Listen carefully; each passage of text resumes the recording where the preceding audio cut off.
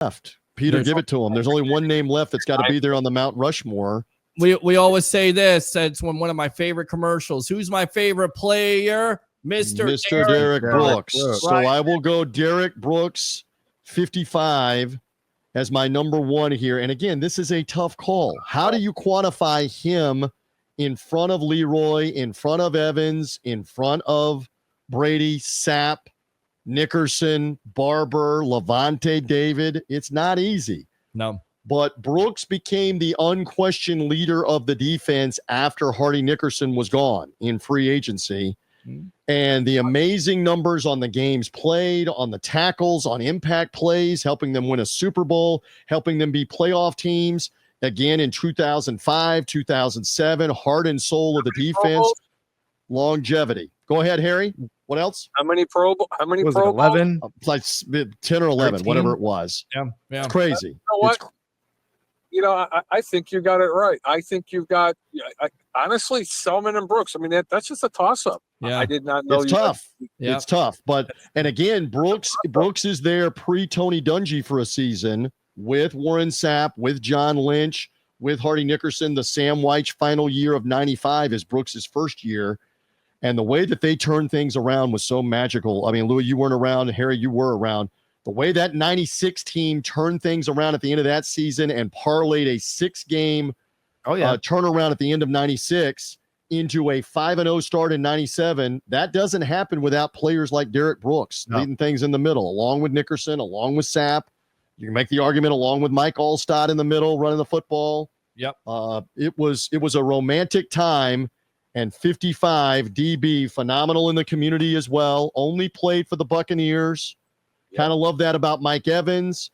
Kind of love that about Levante, about Ronde Barber on this list. Only played for the Tampa Bay Buccaneers. Give me 55. Derrick Brooks is my all-time guy. Did we have a problem with Brooks at 1, Peter or Louie?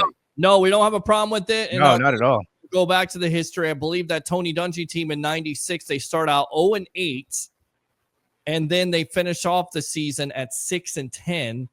And they played Green Bay and Brett Favre, the toughest you would ever see. You knew the defense arrived that day with that game. It's not the 97 defense, because you knew what they did to Steve Young and Jerry Rice that first game. That Great memory. Turn on 96 against the Green Bay Packers. They gave the Packers everything, and I think the Packers only won by a touchdown at that point.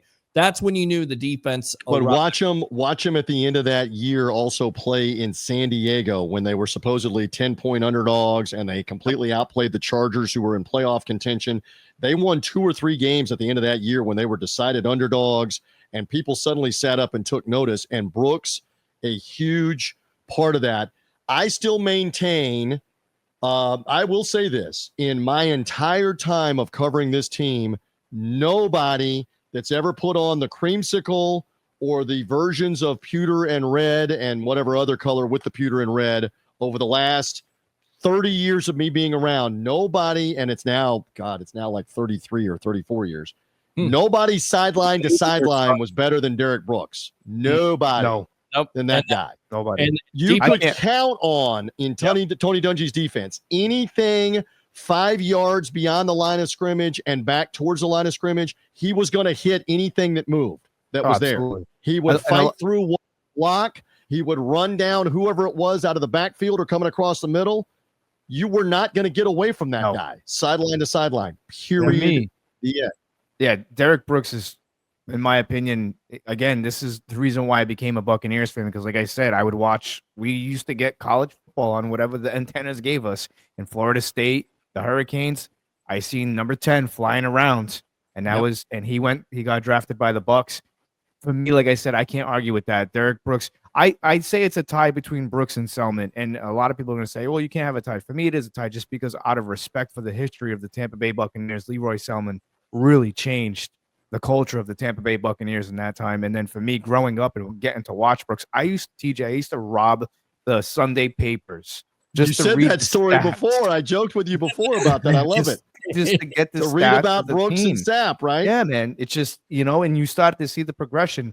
But again, for me, like I said, Derrick Brooks, a lot of people don't give him enough credit, and they all said he's undersized linebacker, this and that. And he would fly around that field, and he was the the guy who showed the whole NFL. Remember that hype around Michael Vick, the great Michael Vick? Yes. He showed the NFL how to He shut down Michael Vick. tortured Michael Vick. Again, sideline to sideline. Vick could not get away from him trying to scramble, trying to move through the pocket. They had him spying Michael Vick.